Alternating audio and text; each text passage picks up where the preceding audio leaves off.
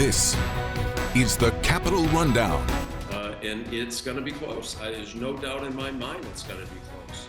From Michigan to Alabama, we've had more plants being built, more dirt being moved than in the last 40 years. And it's noteworthy that a majority of both parties in the House, majority of even the Republicans, supported this legislation. It's all straight ahead. The Capitol Rundown starts now. Thanks for joining us. I'm Siobhan Klepfer. From Lansing to Washington, D.C., a lot happened in Michigan politics this past week. And we begin this morning with the Michigan GOP possibly putting their leadership problems in the past. On Saturday, the MyGOP awarded all 39 of the state's remaining presidential delegates to Donald Trump during a convention in Grand Rapids on March 2nd. It was the only convention that happened that weekend since ousted party chairperson Kristina Karamo canceled the rival convention she was planning on holding in Detroit. Just days before, a judge in Kent County ruled that party members properly removed Karamo. That leaves former U.S. Ambassador Pete Hoekstra as the chairperson, but whoever the party leader is, it's a party that's all in on the Trump agenda. The former president received 1,575 votes from precinct delegates compared to 36 for Nikki Haley. Staying with the presidential election and politics, Super Tuesday happened this past week. That's the day that the most states hold their primary elections. And perhaps not surprisingly, President Joe Biden and Mr. Trump were the big winners. Our Washington, D.C. correspondent Rashad Hudson has the details. They call it Super Tuesday for a reason. This is a big one.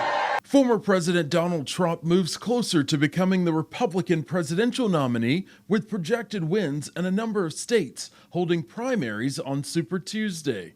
Trump now turns his focus toward a rematch with President Biden. We're going to close our borders. We're going to drill, baby, drill. We're going to get the inflation down. And Nikki Haley scoring a victory in Vermont after a disappointing performance in other Super Tuesday races. It is time for a new generational leader. President Biden is also the projected winner in contests on the Democratic side as he prepares to take on Trump again. The last 5 polls, you guys don't report, I'm winning 5 in a row.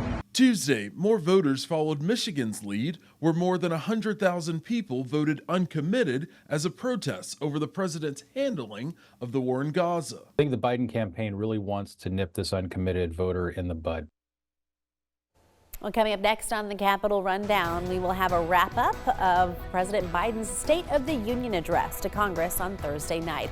That and a lot more is still coming up, so stay with us and we'll be right back.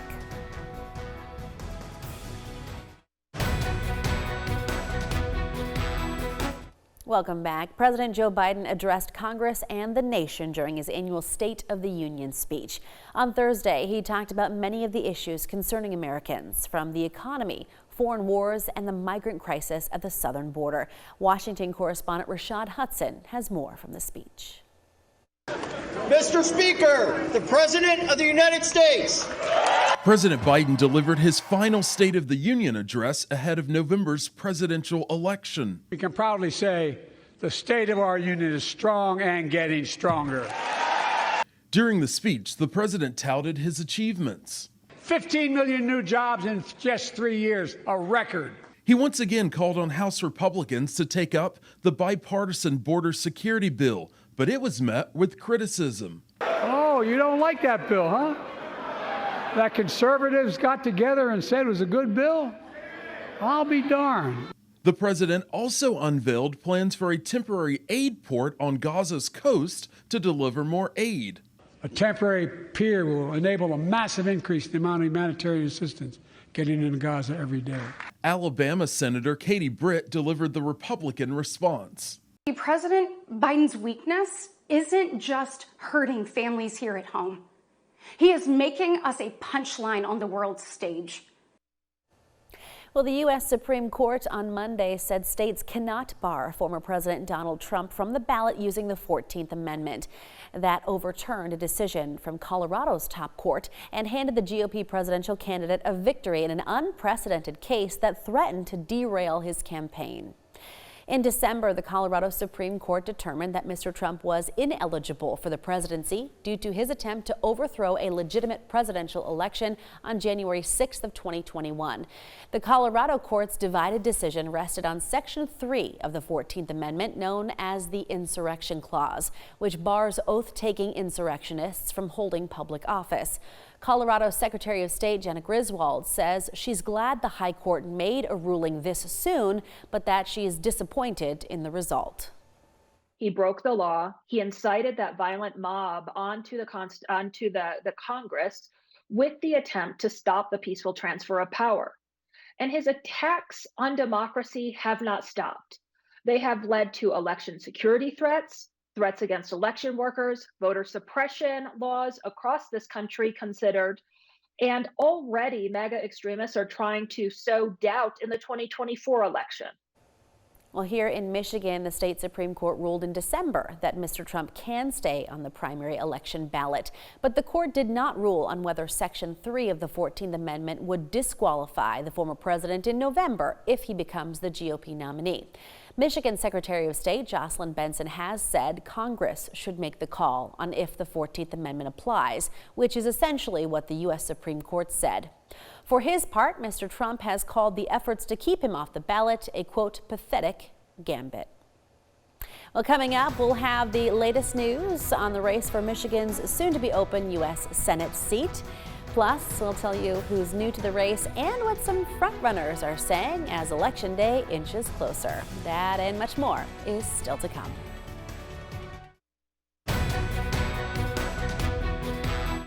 Welcome back. There's yet another candidate now making a try for Michigan's U.S. Senate seat that will open up after Senator Debbie Stabenow retires. Ottawa County Commissioner Rebecca Curran has confirmed that she is running.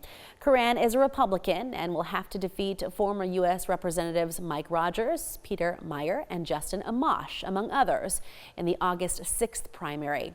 While Curran has been a member of the Ottawa County Commission, other members connected to the far right-wing group known as Ottawa Impact have been at the center of controversy, and that includes the group's attempt to remove the county's top health officer and the elimination of its Diversity, Equity, and Inclusion department. Curran says while she initially was part of the group, she withdrew her affiliation before her election in 2022. She's been a swing vote on the commission since then. As for her potential work as a senator, Curran says she wants to work on bringing down inflation and the situation at the southern border. Well, speaking of Senate candidates, Democratic U.S. Representative Elissa Slotkin is, according to some polls, in a virtual tie with Republican and former Congressman Mike Rogers. In an epic MRA poll of active and likely voters for the 2024 general election, participants were asked if the election were held today and the candidates were Rogers and Slotkin, who would they vote for? In that poll, 39% say that they will vote for Elissa Slotkin and 38% say they would vote for Mike Rogers. 23% were undecided. The poll has a margin of error of plus or minus 4%. Earlier this week, Rogers ended up picking up an endorsement from former Detroit Police Chief James Craig, who was also running for the Senate but dropped out in February. Rogers says that endorsement from a former law enforcement official shows that he's the candidate with the best ideas when it comes to issues like public safety and the southern border. And that, Rogers says, will give him an edge over Slotkin. And it's going to be close. There's no doubt in my mind it's going to be close. Again, because it's Michigan. But I will tell you, I've never seen the issues line up for where a candidate like me stands on the border, on crime, on the economy, on education, all of the things people are concerned and talking about. All of my policy solutions are very, very popular. And so we think as this thing goes forward, we're going to put a little distance even on our Democrat opponent because of how the Democrat, Biden administration, the Democrats are impacting people's lives in Michigan, and not for the better. Ahead of President Joe Biden's State of the Union, Congresswoman Slotkin said the White House and Democrats actually have a lot to talk about when it comes to the issues that Rogers brought up. Slotkin was at the Capitol with her guest for the State of the Union, State Senator Sarah Anthony. We're literally having a manufacturing renaissance in our state and specifically in our district where you overlap. And we want to hear what stage 2 is. We want to know what the next thing is. From Michigan to Alabama, we've had more plants being built, more dirt being moved than in the last 40 years. And we want to see how that's going to continue. Honestly, in Michigan, we have a Democratic trifecta, a highly motivated House and Senate working alongside our governor to be productive and getting things done. And because of the leadership on the federal level, really led by our president, we've had historic transformational dollars coming from D.C. that we've been able to be very productive, both from the budget side, I chair the Appropriations Committee, but also on policies for workers, for women, and again, like revitalizing our economy. So I don't want to slow down at the state level. We don't plan on slowing down, but we want to continue to hear from our federal partners that they're willing to continue to invest in Michigan and partner with us so we can keep delivering for Michiganders. So, Midwest, we are no nonsense. We like to make sure that we're being productive. So the state's leading in that way. And with, Congresswomen like Alyssa, we actually have a good voice in the halls of power here in D.C. Coming up next on The Rundown, our Capitol correspondent Tim Skubik will be here to fill us in on the week that was in Michigan politics. Tim and The Rundown's Jorma Duran will discuss how electric vehicles could play a role in the presidential election and a bill in the state legislature about healthcare devices in schools. Stay tuned.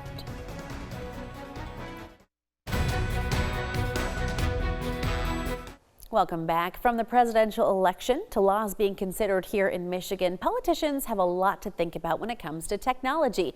Our Capitol correspondent Tim Skubik spoke with The Rundown's Jorma Duran about electric vehicles, President Joe Biden, and more.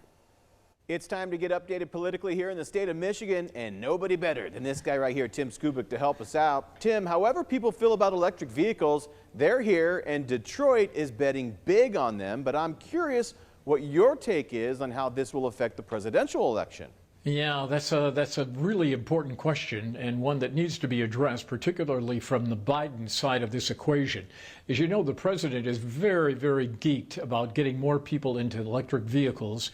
The general motoring public doesn't share that geekness, if that's a word. In fact, they are not exactly stampeding to the showrooms to buy them, despite the governor's efforts to provide a very hefty $2,500 tax rebate on the purchase of a new EV that is union made. And so she's doing her part. But here's the reservation. People have just concerns about getting from point A to point B if it's more than 200 or 300 miles. Imagine being up in Houghton Lake in your EV and running out of juice and having no station to go to, and you can't ice fish. So it's these kind of practical problems are hurting the market. The president is recognizing that Donald Trump is making hay on this issue. He's warning people, if you buy an EV and if you go along with Mr. Biden's policies, UAW workers, you're going to lose your jobs. Of course, the UAW says we address this issue in our new contract. And so from a political standpoint, the president's got a problem. He's probably going to change some of the rules to change the deadline of 2030 for getting 50% of the fleet in EVs. Probably not going to happen.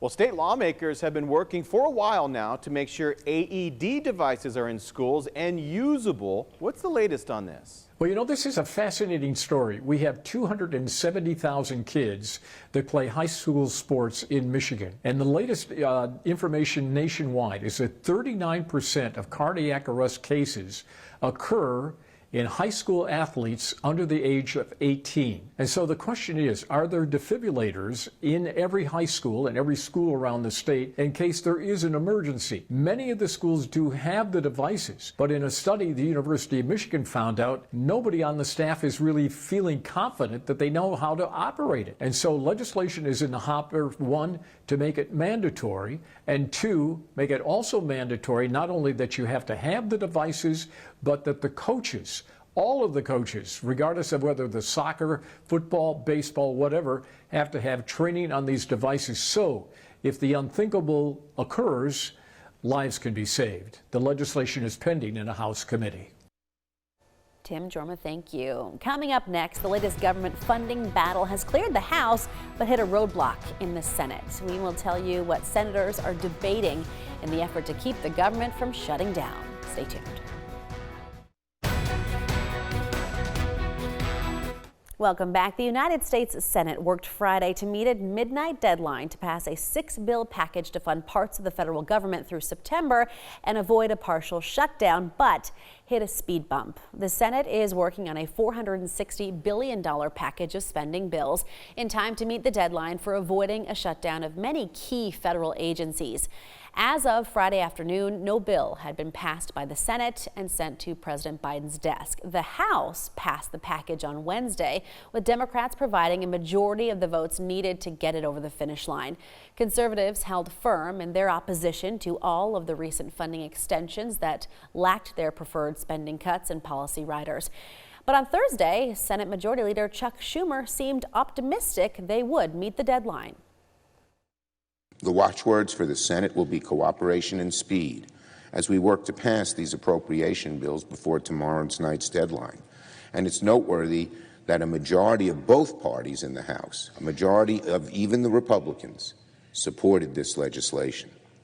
Of course, the process never is easy in divided government, but with hard work, cooperation, persistence, good things can happen if we put working together before other extraneous and often destructive issues. The latest measure to keep the government operating covers agriculture, energy and the environment, housing, transportation, veterans, and the Justice Department through the end of the fiscal year on September 30th. Congress has until March 22nd to pass the 6 remaining spending bills to fully fund the government. Well, if you are interested in getting more political news from here in Michigan and Washington, we've got just the thing for you. You can sign up for our Capitol Rundown newsletter. It's just 1 email each week, and you can get it by pointing your cell phone camera at the screen right now. This will take you to the sign-up page, or you can head to WLNS.com/newsletter. And that's our show for this week. Thanks for watching the Capitol Rundown. We'll see you again right here next week.